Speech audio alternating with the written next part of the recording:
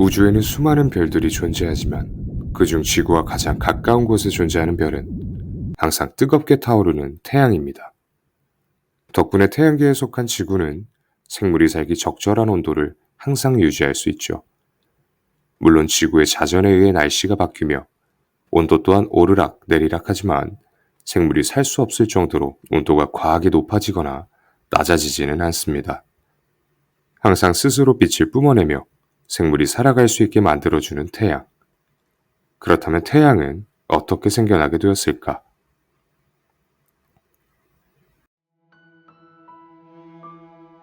우주에는 수많은 은하단이 존재하며 그 안에는 수많은 은하들이 존재하죠. 은하 안에는 성단이 존재하며 그 안에는 성운이 존재합니다.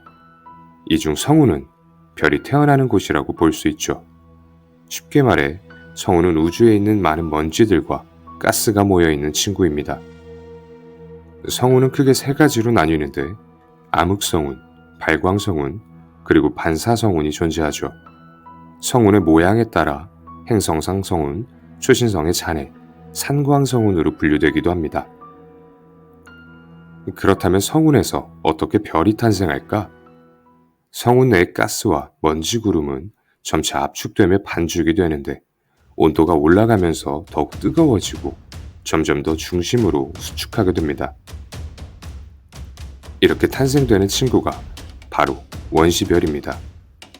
원시별은 더 많은 가스와 먼지를 끌어당기며 계속해서 덩치를 불리고 더욱 가열되겠죠. 빠르게 회전하며 중심부의 온도와 압력이 한계에 도달하게 될 때 수소 핵융합이 시작됩니다.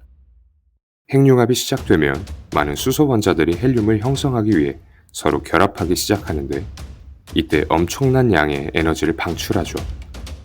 이렇게 핵융합이 시작된 원시별은 주계열성이라고 불리게 됩니다. 주계열 상태에서는 수소의 핵융합에 의해 밖으로 밀어내는 압력과 수축하려는 중력이 맞물려 균형을 이루게 되죠. 때문에 별의 탄생과 죽음의 사이에서 주계열 상태에 있는 시간은 가장 안정적이며 긴 시간을 차지하는 단계죠. 이게 바로 밝게 빛나는 별의 탄생 과정이자 태양의 탄생 과정입니다. 그렇다면 주계열성 이후에는 어떤 과정을 거치게 될까? 주계열 상태인 별의 수소 연료가 고갈되게 되면 수소 핵융합이 멈추게 되고 그로 인해 밖으로 밀어내는 압력이 사라지며 별의 중심부는 중력에 의해 수축하게 됩니다. 이때 중심부의 온도와 압력이 상승하게 되는데 별의 중심부 온도가 충분히 높아지면 중심부에 존재하던 헬륨이 중력 수축하죠. 여기서 만들어진 열 에너지가 바깥 수소층에 전달되면서 바깥쪽 수소가 핵융합을 하게 됩니다. 이게 바로 수소 껍질 연소죠. 이에 의한 압력과 온도 때문에 주계열성의 외곽이 팽창하게 되는 것이죠.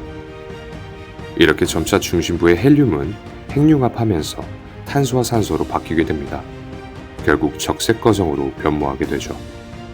이때 별의 질량에 따라 다르게 분류되는데 태양 질량의 절반도 되지 않는 작은 별들은 모두 적색 외성이라고 부릅니다.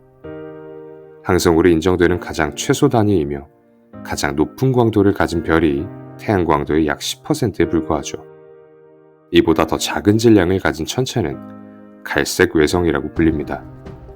물론 항성으로는 인정되지 않아 준항성으로 분류되죠. 우리 은하에 존재하는 별 가운데 80% 이상은 적색 외성으로 정의하고 있습니다. 반대로 질량이 매우 큰 별 같은 경우 적색 거성이라고 부릅니다. 그렇다면 적색 외성과 적색 거성 이후에 별은 어떻게 변하게 될까? 적색 외성은 그 수명이 수조 년에 달하기 때문에 우주가 탄생한 138억 년 전부터 현재까지 적색 외성의 마지막은 단 한 번도 관측된 적이 없습니다. 적색 거성 같은 경우 강한 핵융합으로 인해 그 수명이 훨씬 짧고 다양한 편이죠. 적색 거성 단계에서 에너지 방출과 중력으로 인한 수축의 힘이 미세한 불균형으로 인해 별의 외곽 부분이 우주 공간으로 방출되는 현상이 일어납니다. 항성풍이라고 불리는 이 친구는 별의 질량 손실을 유발하게 되고 별 외부에 행성상 성운을 형성하게 되죠. 이렇게 외부 대기를 우주 공간으로 방출하며 중심핵에서의 헬륨 핵융합이 점차 탄소와 산소로 바뀌게 되면서 결국에는 핵만 남게 됩니다. 이게 바로 백색 외성입니다. 쉽게 말해 죽은 항성의 내핵이죠. 백색 외성으로 변하게 되면 수백억 년 동안 천천히 식어가며 흑색 외성이 되어 그 빛마저 잃어버리죠. 별은 이렇게 생을 마감합니다. 하지만 만약 백색 외성 주변에 큰 별이 존재한다면 백색 외성의 중력이 동반성으로부터 물질을 흡수하게 되고 중심액의 질량이 1.44배가 넘어가게 되면 초신성 폭발을 일으키게 됩니다. 이게 바로 1A형 초신성이죠. 이렇게 백색 외성으로 죽음을 맞이하는 별은 태양 질량의 8배 이하의 별들만 해당됩니다. 그렇다는 것은 이보다 더 큰 질량을 가진 별들은 다른 과정을 통해 죽음을 맞이한다는 얘기입니다.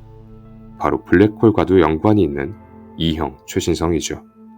초신성이 되기 전 적색거성으로 진화하지 않고 초거성으로 진화하게 되는데 헬륨 핵융합이 끝난 이후 헬륨을 더 무거운 원소로 핵융합하며 초거성으로 거듭나는 것이죠. 탄소, 규소, 철 등 더 무거운 원소까지 만들어냅니다. 중심부에 철이 형성되게 되면 핵융합이 멈추게 되고 항성의 중심은 역베타 붕괴가 일어나면서 굉장히 짧은 시간 동안 많은 중성자를 만들게 됩니다. 이때 대량의 중성 미제와 함께 엄청난 수준의 에너지를 방출하게 되는데 중성자는 광속의 23%에 가까운 속도로 수축하다가 수축이 멈추는 순간 그 반동으로 인해 별의 외피 부분이 우주 공간으로 날아가며 어마어마한 에너지를 방출하게 됩니다. 이게 바로 우리가 알고 있는 초신성 폭발이죠. 재밌는 점은 초신성 폭발이 일어났을 때 항성의 중심이 중성자로 축퇴된 상태이면 중성자 별로 변모하게 됩니다. 만약 별의 질량이 더 크다면 중성자의 축퇴압보다 더 큰 중력이 작용하며 어마어마한 힘으로 수축되고 결국 블랙홀이 탄생하게 되죠.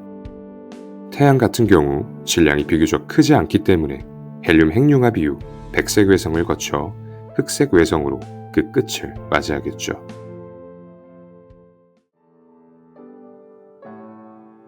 별의 탄생은 별의 죽음으로부터 시작됩니다.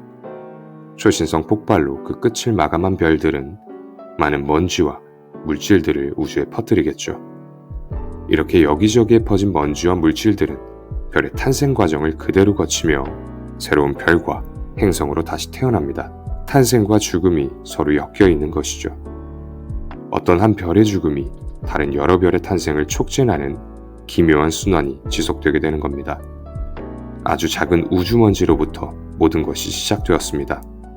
우리가 살고 있는 지구와 생명체들도 마찬가지죠.